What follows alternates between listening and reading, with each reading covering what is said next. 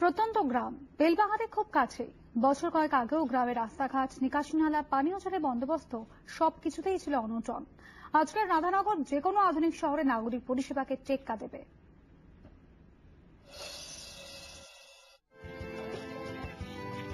গ্রামের নাম রাধানগর। রাধার সঙ্গে নগর যুক্ত করে গ্রামের নাম রাধানগর হয়েছে বটে, কিন্তু এই গ্রামের সঙ্গে নগরের কোনো দূর দূরান্তেরও সম্পর্ক নেই। বাঁকুড়ার জঙ্গলমহলের পিছিয়ে পড়া এই গ্রাম তবে এখন পাল্টে গেছে। গ্রাম এখন ঝকঝকে। বেলপাহাড়ি ব্লক থেকে মেরেকেটে ৬-৭ কিলোমিটার হবে। বোঝাই যাচ্ছে মাওবাদীদের সেই গোলমেলের সময় গ্রামের অবস্থা কেমন ছিল।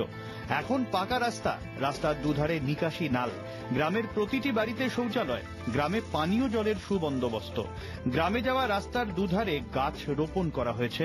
গ্রাম পাল্টে গেছে।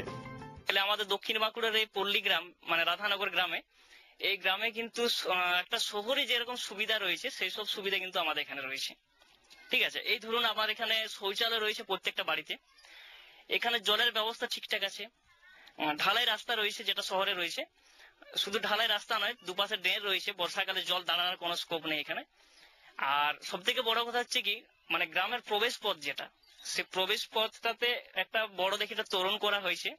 মেলারা গ্রাম পঞ্চায়েতের রাধানগর এখন বিশ্ব বাংলা মডেল গ্রামের পরিচিতি পেয়েছে। সাজানো হয়েছে স্থানীয় পঞ্চায়েত অফিসকেও।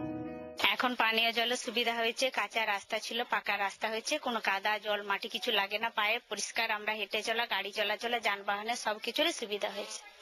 মানুষের মধ্যে স্বাস্থ্যবিধি ও শিক্ষা সচেতনতা গড়ে তুলতে গ্রাম জুড়ে দেওয়ালে দেওয়ালে লেখা হয়েছে বিভিন্ন রকমের নির্দেশিকা, মনীষীদের ছবি ও বাণী।